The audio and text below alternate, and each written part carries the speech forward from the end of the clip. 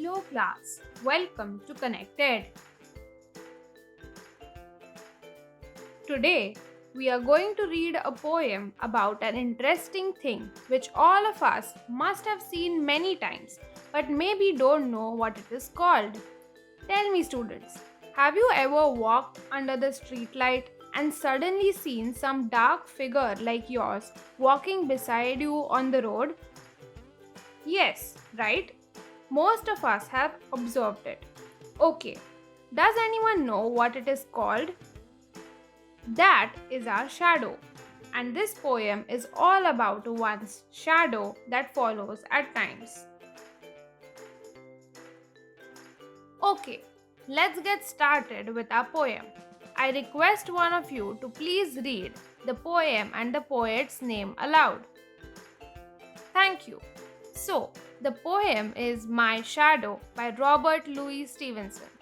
Now, can someone please read the first stanza of the poem? Good, thank you.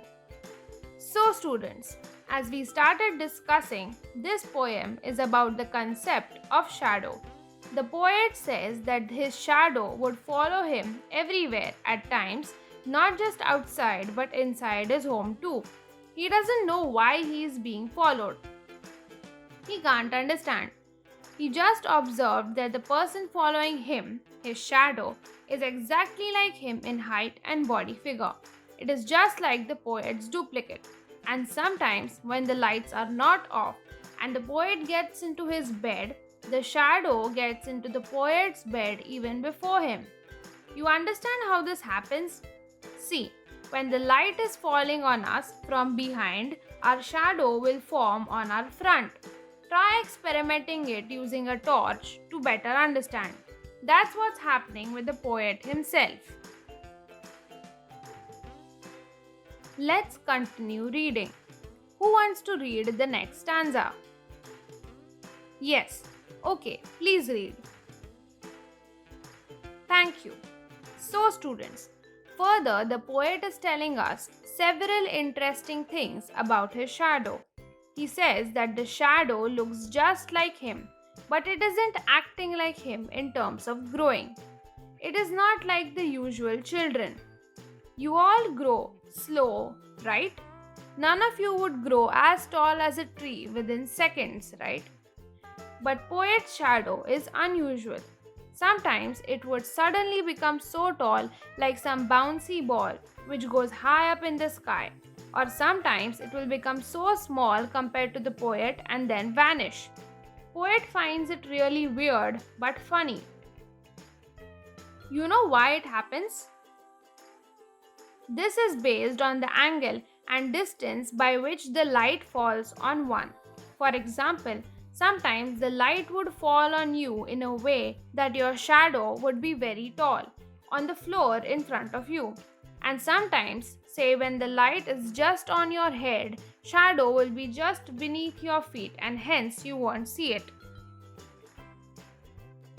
Can someone please read the next stanza? Thank you. So students, those of you who have seen their shadows sometime, tell me whether you have seen one in night time. No, right? The poet says the same thing now in this part of the poem. He says that one morning he woke up early and went out. Even the sun hadn't risen and droplets on flowers after night were still there. But he couldn't find his shadow. He thought the shadow has been lazy to wake up this early and is still sleeping in the poet's bed. But the fact is that when there is no light, the shadow never comes.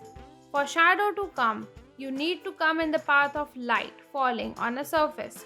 Imagine yourself walking on a road when the sun is just behind you. At that time, your shadow will form on the road ahead of you, but otherwise it won't be seen, right? So students, I hope you enjoyed and understood the poem.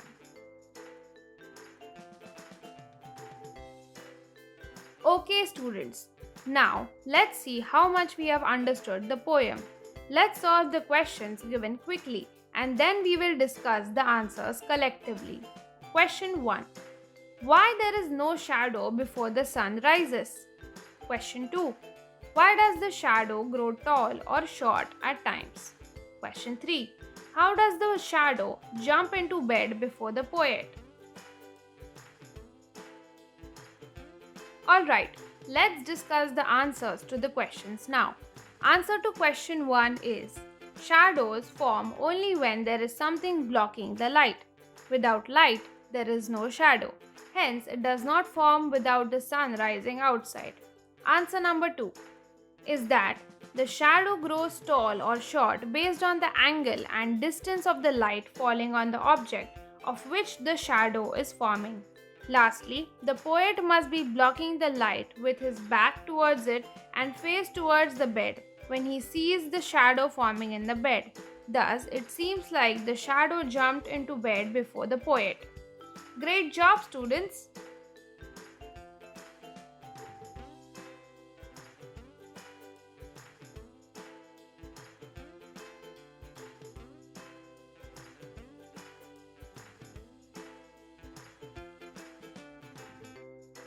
Okay, now let's move on to learning something interesting and new. We will now learn about few words which have a separate category.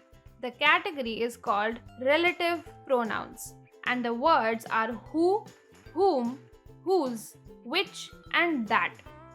Let's try filling in the blanks with these relative pronouns to understand what they mean in different sentences given below. Question 1. The tree dash branches shade my kitchen window is an oak. Question 2. The writer dash won the award is Indian. Question 3. The lady dash I met in the market shifted newly to my neighborhood. Question 4. The thundering of clouds scared the baby dash was sleeping sound in the cradle.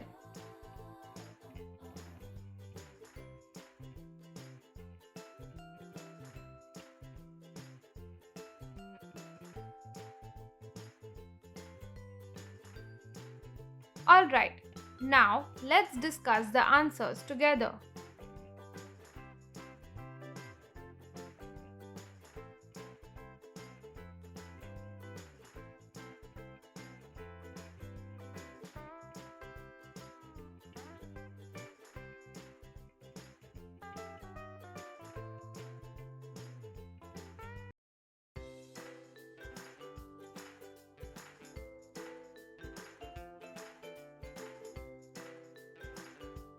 So, that's it for today.